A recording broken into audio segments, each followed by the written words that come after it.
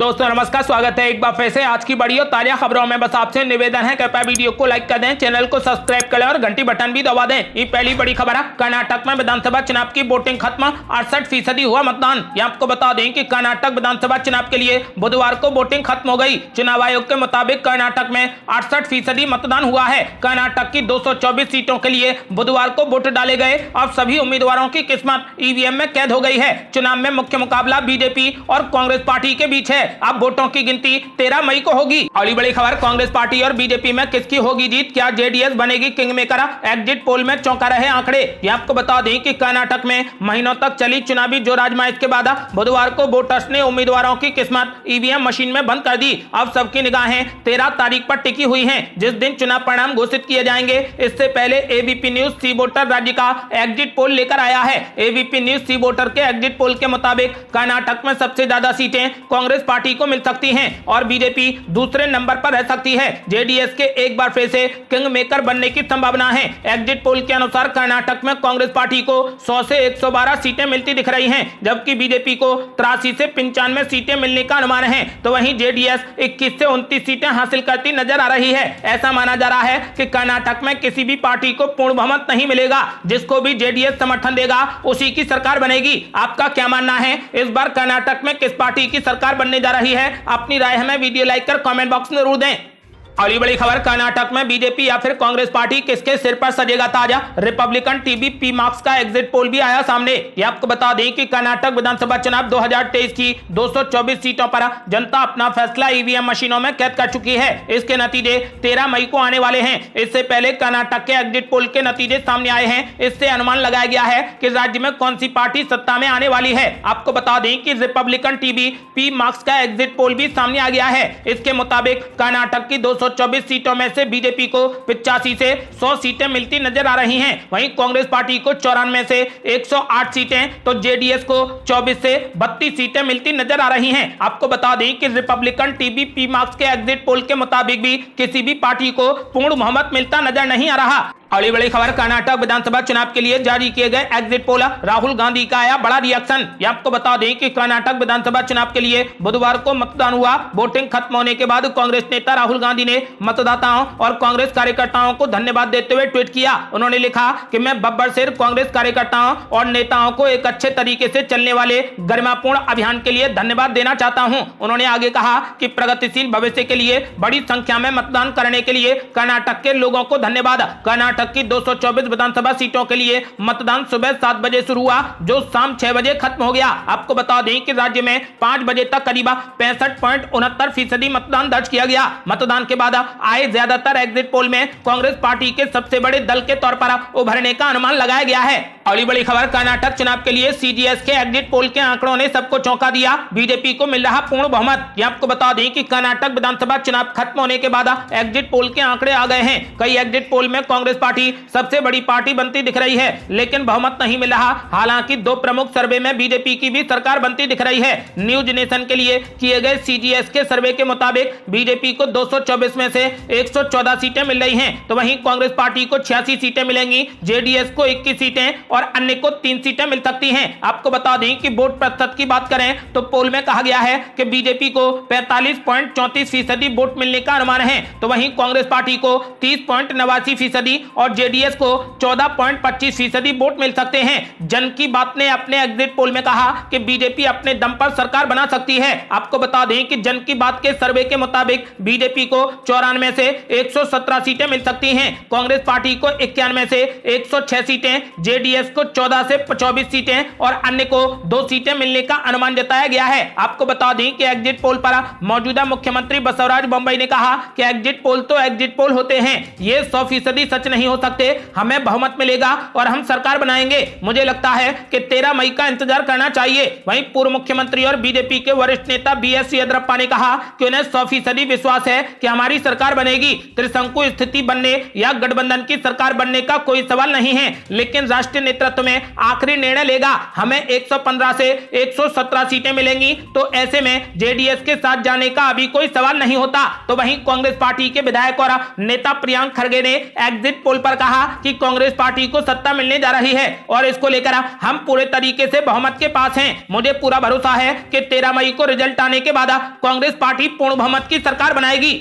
अगली बड़ी खबर, 5 एग्जिट पोल में कांग्रेस को बहुमत के आसार, 2 ने भाजपा की वापसी का जताया अनुमान। ये आपको बता दें कि कर्नाटक में एक बार फिर त्रिशंकु विधानसभा के आसार दिखाई दे रहे हैं। इस बीच कई एग्जिट पोल में कांग्रेस पार्टी और भाजपा दोनों को बहुमत दिखाया गया है। फिलहाल 5 एग्जिट पोल ऐसे हैं जिनमें कांग्रेस पार्टी को बहुमत मिलता दिखाया गया है। इसके साथ ही 2 एग्जिट पोल में भाजपा की सत्ता वापसी की उम्मीद जताई गई है। बाकी में कोई भी दल भाजपा और कांग्रेस के आसपास दिखाई नहीं दे रहा। हालांकि दावा किया जा रहा है कि जेडीएस एक बार फिर किंग मेकर बन सकती है। कर्नाटक में इस बार भाजपा और कांग्रेस के बीच में मुख्य मुकाबला है। जनता दल सेक्युलर भी चुनावी मैदान में अपना भाग्य आजमा रही है। आम आदमी पार्टी, सपा, बसपा, एनसीपी समेत कई छोटे दल भी चुनावी मैदान में हैं। कई निर्दलीय उम्मीदवार भी अपने दावेदारी पेश कर रहे हैं। आपको बता दें कि फिलहाल 5 एग्जिट पोलों में कांग्रेस पार्टी को पूर्ण बहुमत दिया गया है, तो वहीं 2 एग्जिट पोलों में बीजेपी को पूर्ण बहुमत दिया गया है। यदि कांग्रेस पार्टी को पूर्ण बहुमत देने वाले एग्जिट पोलों की बात की जाए तो जी न्यूज मैट्रिक्स ने कांग्रेस को पूर्ण बहुमत दिया है। टाइम्स नाउ ईटीजी ने कांग्रेस को बहुमत दिया है। इंडिया टीवी सीएनएक्स ने कांग्रेस पार्टी को पूर्ण बहुमत दिया है। आज तक एक्सिस माई इंडिया ने कांग्रेस को बहुमत दिया है। वहीं न्यूज 24 टुडे चाणक्य ने भी कांग्रेस पार्टी को पूर्ण बहुमत दिया है। तो 2 एग्जिट पोल ऐसे हैं जिन्होंने बीजेपी को पूर्ण बहुमत दिया है। उनकी बात की जाए तो न्यूज नेशन सीजीएस ने बीजेपी को पूर्ण बहुमत दिया है। तो वहीं एशिया नेट जन की बात ने भी बीजेपी को ही बहुमत दिया है। आपको बता दें कि फिलहाल 5 एग्जिट पोलों ने कांग्रेस पार्टी की सरकार को बहुमत दिया है, तो वहीं 2 ऐसे एग्जिट पोल हैं जिन्होंने बीजेपी को पूर्ण बहुमत दिया है। आपका क्या मानना है, कर्नाटक में किस पार्टी को पूर्ण बहुमत मिलने जा रहा है? अपनी राय हमें वीडियो लाइक कर कमेंट बॉक्स में जरूर दें। अगली बड़ी खबर, मुख्यमंत्री बसवराज बम्बई का बड़ा ऐलान, बोले 200% भाजपा को मिलेगा पूर्ण बहुमत। हड़बड़ी में किए गए हैं एग्जिट पोल। ये आपको बता दें कि कर्नाटक के मुख्यमंत्री बसवराज बम्बई ने कहा कि हमें 200% विश्वास है कि भाजपा पूर्ण बहुमत के साथ फिर से सरकार बना रही है। इस बात का कोई सवाल ही नहीं उठता कि कोई इस चुनाव में किंग मेकर की भूमिका अदा करेगा। उन्होंने कहा कि एग्जिट पोल हड़बड़ी में किए गए हैं जिसमें बहुत सारी गड़बड़ियां हैं। पिछली बार भी एग्जिट पोल गलत साबित हुए थे और इस बार भी एग्जिट पोल गलत साबित होंगे। उन्होंने कहा कि बीजेपी 200% सरकार बना रही है। आपको बता दें कि तो वहीं कांग्रेस नेता प्रियंक खड़गे ने कहा कि मैंने अभी एग्जिट पोल के आंकड़े नहीं देखे, लेकिन अगर मैं लोगों की बातों पर विश्वास करूं तो उससे साफ है कि कांग्रेस पार्टी सरकार बना रही है। हम सरकार बनाने के बहुत करीब हैं। मुझे पूरी उम्मीद है कि एक बार 13 मई को मतगणना हो जाएगी तो हम भी सरकार बना लेंगे। आपको बता दें कि फिलहाल कांग्रेस और बीजेपी दोनों ने ही विश्वास जताया है कि उनकी सरकार बन रही है। बसवराज बम्बई ने ऐलान किया है कि 200% बीजेपी को पूर्ण बहुमत मिलेगा और बीजेपी फिर से सत्ता में वापसी करेगी। अगली बड़ी खबर, कांग्रेस नेता वीरप्पा मोइली ने कर दिया बड़ा दावा, कहा कर्नाटक में कांग्रेस पार्टी पूर्ण बहुमत से बनाएगी सरकार। ये आपको बता दें कि कांग्रेस पार्टी के नेता एम वीरप्पा मोइली ने दावा करते हुए कहा कि राजनीति में मेरे 55 वर्षों के अनुभव के अनुसार कर्नाटक चुनाव 2023 में कांग्रेस पार्टी को पर्याप्त बहुमत मिलना चाहिए। उन्होंने कहा कि कर्नाटक में कांग्रेस सरकार बनाएगी। कर्नाटक में कांग्रेस को जनादेश मिलने के संकेत हैं और ये बात मैं अपने अनुभव से कह रहा हूं। समाचार एजेंसी एनआई को दिए एक इंटरव्यू में उन्होंने कहा कि कांग्रेस को सरकार बनाने में कोई दिक्कत नहीं आएगी, उससे पूर्ण बहुमत मिलेगा। वीरप्पा मोइली ने कहा कि कर्नाटक चुनाव को लेकर अन्य लोग भी दावे कर रहे हैं और अब भी कर रहे हैं, लेकिन सच यही है कि जनता ने इस बार कांग्रेस पार्टी को जिताना तय कर लिया है। कांग्रेस बिना किसी दिक्कत के सरकार बना लेगी। उन्होंने ऐलान कर दिया है कि कांग्रेस पार्टी पूर्ण बहुमत की सरकार बनाएगी। अगली बड़ी खबर, कर्नाटक में एक बार फिर होगा नाटक। न्यूज 18 के महापोल में किसी भी पार्टी को नहीं मिला पूर्ण बहुमत। ये आपको बता दें कि कर्नाटक में विधानसभा चुनाव संपन्न हो गया और अब सभी को नतीजों का इंतजार है। वोटिंग खत्म होते ही कर्नाटक विधानसभा चुनाव के एग्जिट पोल के आंकड़े भी सामने आ गए। कर्नाटक में मोदी मैजिक के दम पर भाजपा 38 साल पुराना मिथक तोड़ पाएगी या फिर कांग्रेस पार्टी वही रिवाज बरकरार रखेगी, इसका सटीक जवाब तो अब 13 मई को ही मिलेगा। मगर आज तमाम चैनलों और एजेंसियों के एग्जिट पोल ने यह इशारा कर दिया है कि कर्नाटक का इस बार किंग कौन बन सकता है। कर्नाटक को लेकर अलग अलग एजेंसियां अलग अलग दावा कर रही हैं, मगर अब तक आए एग्जिट पोल के आधार पर न्यूज 18 इंडिया के टारगेट महापोल में किसी भी पार्टी को बहुमत मिलता दिखाई नहीं दे रहा। न्यूज 18 के टारगेट महापोल में भाजपा और कांग्रेस के बीच में जबरदस्त टक्कर देखने को मिल रही है। न्यूज 18 इंडिया के टारगेट महापोल की माने तो कर्नाटक में एक बार फिर से त्रिशंकु विधानसभा के आसार नजर आ रहे हैं, जिसमें जेडीएस साल 2018 की तरह किंग मेकर की भूमिका निभा सकती है।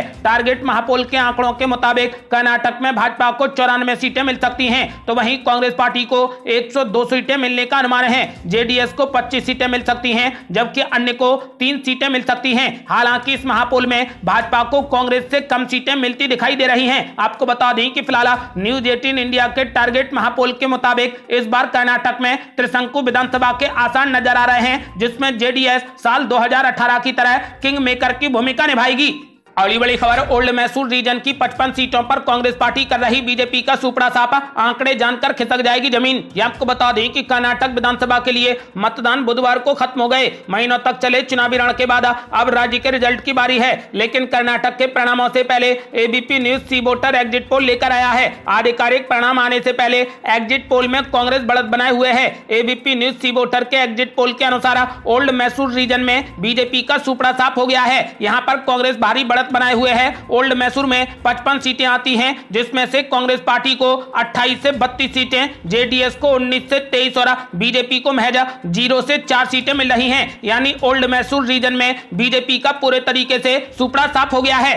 अगली बड़ी खबर, हैदराबाद कर्नाटक में 31 सीटें, मल्लिकार्जुन खड़गे के इलाके में कांग्रेस की पकड़ हुई ढीली। ये आपको बता दें कि कर्नाटक चुनाव के लिए वोटिंग होने के बाद चर्चा शुरू हो गई कि आखिर राज्य में किसकी सरकार बनेगी। बीजेपी रिवाज बदलते हुए सत्ता में वापसी करेगी या फिर कांग्रेस सरकार बनाएगी। इसी बीच एबीपी न्यूज के लिए सी वोटर ने एग्जिट पोल किया है। पोल के मुताबिक कांग्रेस पार्टी के राष्ट्रीय अध्यक्ष मल्लिकार्जुन खड़गे के इलाके हैदराबाद कर्नाटक रीजन में कांग्रेस सबसे बड़ी पार्टी बनकर तो उभर रही है, लेकिन बीजेपी भी कड़ी टक्कर दे रही है। यहां पर कांग्रेस पार्टी को 13 से 17 सीटें, बीजेपी को 11 से 15 सीटें, जेडीएस को 0 से 2 सीटें और अन्य को 0 से 3 सीटें मिल सकती हैं। एबीपी के पोल में कांग्रेस पार्टी बहुमत तो पार नहीं कर पा रही, लेकिन सबसे बड़ी पार्टी बनकर उभर रही है। अगली बड़ी खबर, यदि कर्नाटक हारी तो अटक जाएगा बीजेपी का मिशन 2024, साउथ में 0 पर सिमटने का खतरा। यह आपको बता दें कि कर्नाटक विधानसभा चुनाव के नतीजों का ऐलान 13 मई को होने वाला है। बुधवार को हुए मतदान के बाद शाम को तमाम न्यूज चैनलों के एग्जिट पोल भी सामने आ गए। ज्यादातर में कांग्रेस बहुमत के करीब या फिर उसको पार करती दिख रही है। उधर बीजेपी 2 ही एग्जिट पोल में सरकार बनाती दिखी है। यदि एग्जिट पोल 3 दिनों के बाद चुनावी नतीजों में कन्वर्ट हो जाते हैं तो कर्नाटक में कांग्रेस की सरकार बनती है, तो यह भगवा दल के मिशन 2024 के लिए किसी करारे झटके से कम नहीं होगा। आपको बता दें कि दक्षिण भारत में बीजेपी पहले से ही कमजोर मानी जाती रही है और अब इकलौते राज्य कर्नाटक जहां पर उसकी सरकार है वहां से भी जाती हुई प्रतीत हो रही है। ऐसे में अब उस पर साउथ में 0 पर सिमटने का खतरा बन गया है। वर्तमान समय में भाजपा की पकड़ उत्तर पूर्वी भारत में काफी है, लेकिन उसकी तुलना में दक्षिण बेहतर स्थिति में नहीं है। दक्षिण भारत बीजेपी के लिए चुनाव के हिसाब से हमेशा से ही सिरदर्द की तरह बना रहा है। केरल, आंध्र प्रदेश, तेलंगाना, तमिलनाडु, कर्नाटक आदि में बीजेपी पैर पसारने की लंबे समय से कोशिश में जुटी है, लेकिन उसे कामयाबी हाथ नहीं लग रही। केरल में जहां पर सीपीआईएम की सरकार है, तो आंध्र प्रदेश में जगन मोहन रेड्डी की वाईएसआर सरकार है। तेलंगाना में केसीआर मुख्यमंत्री हैं। तमिलनाडु की बात करें तो यहां पर डीएमके की सरकार है और एमके स्टालिन मुख्यमंत्री हैं। कुल मिलाकर कर्नाटक ही प्रमुख प्रदेश है जहां पर अभी बीजेपी सत्ता में थी, लेकिन एग्जिट पोल में वो उसे भी गवाती नजर आ रही है।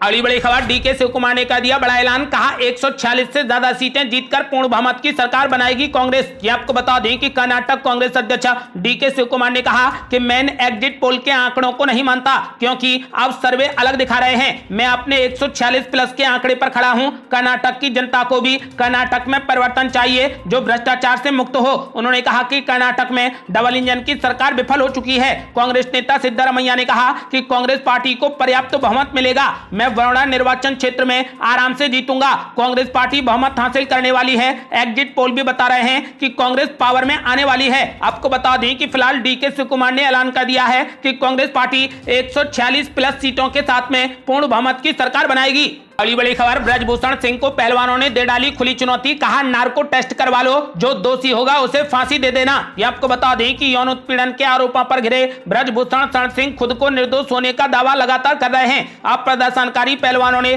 सुप्रीम कोर्ट की निगरानी में उनका नार्को टेस्ट कराने की मांग की। ओलंपिक पदक विजेता बजरंग पुनिया, साक्षी मलिक और एशियाई खेलों की स्वर्ण पदक विजेता विनेश फोगाट सहित देश के कुछ शीर्ष पहलवान पिछले एक पखवाड़े से जंतर मंतर पर धरना दे रहे हैं। ये लोग एक नाबालिग सहित 7 महिला पहलवानों के यौन शोषण के मामले में ब्रजभूषण की गिरफ्तारी की मांग कर रहे हैं। रियो ओलंपिक 2016 की कांस्य पदक विजेता साक्षी मलिक ने कहा कि जो लोग WFI प्रमुख के पक्ष में बोल रहे हैं और कह रहे हैं कि हम झूठ बोल रहे हैं, मैं कहती हूं कि ब्रजभूषण को सुप्रीम कोर्ट की निगरानी में नार्को टेस्ट से गुजरना चाहिए। साथ ही 7 महिला पहलवानों को भी कराना चाहिए। जो भी दोषी पाया जाएगा उसे फांसी पर लटका दो। हालांकि पहलवानों ने यह स्पष्ट नहीं किया कि वे नार्को के लिए जोर कैसे देंगे, क्योंकि कानून के अनुसार इसके लिए आरोपी की सहमति अनिवार्य है। इसके बाद ही जांच एजेंसी नार्को परीक्षण करा सकती है। दिल्ली पुलिस के 28 अप्रैल को ब्रजभूषण के खिलाफ 2 प्राथमिकी दर्ज करने के एक दिन बाद WFI प्रमुख ने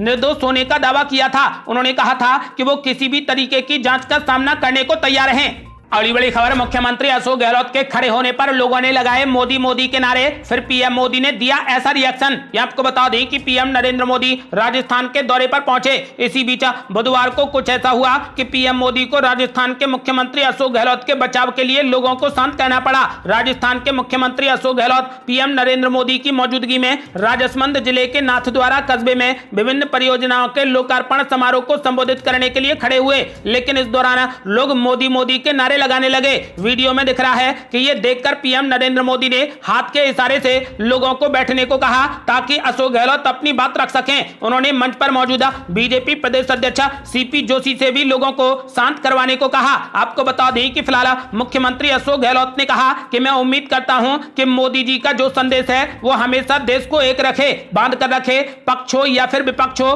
बिना विपक्ष के पक्ष क्या होता है। विपक्ष का भी सम्मान पूरा होना चाहिए और मैं समझता हूं कि इस दिशा में आप खुद भी आगे बढ़ेंगे तो और मजबूती के साथ पक्ष और विपक्ष मिलकर देश की सेवा करेंगे। अगली बड़ी खबर, 5 दिन में 50 करोड़ रुपए की कमाई, द केरला स्टोरी पर विवाद ने दिलचस्पी बढ़ाई। जब सेंसर बोर्ड ने किया पास तो कैसे कर सकते हैं बैन। ये आपको बता दें कि फिल्म द केरला स्टोरी को लेकर काफी विवाद हो रहा है। इसे जहां पर पश्चिम बंगाल की सरकार ने ना दिखाते हुए राज्य में बैन करने का फैसला किया, तो वहीं दूसरी तरफ तमिलनाडु में मल्टीप्लेक्स थिएटर एसोसिएशन ने बाइकॉट का फैसला किया। हालांकि बीजेपी शासित राज्यों में पहले मध्य प्रदेश और उसके बाद उत्तर प्रदेश ने Bollywood film the Kerala story को टैक्स फ्री करने का ऐलान किया है। केरल के हाई कोर्ट में इस फिल्म की रिलीज पर रोक की भी मांग को लेकर कई याचिकाएं दायर की गई थीं, लेकिन कोर्ट ने इस पर रोक लगाने से साफ इनकार कर दिया। उसके बाद इस फिल्म के खिलाफ सुप्रीम कोर्ट में भी रोक लगाने की याचिका दायर की गई, लेकिन कोर्ट ने सुनवाई से साफ इनकार कर दिया। सुप्रीम कोर्ट ने कहा था कि हर मामले में सुप्रीम कोर्ट उपाय के तौर पर नहीं आ सकते हैं।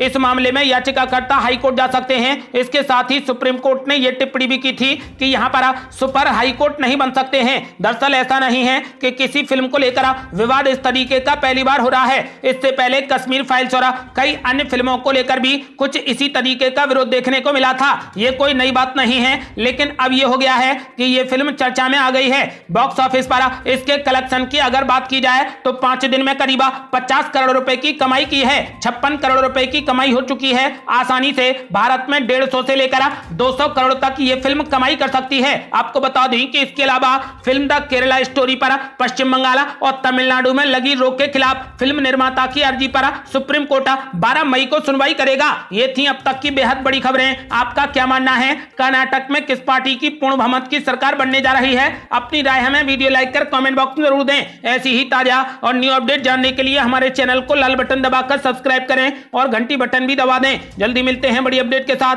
तब तक के लिए जय हिंद, जय भारत।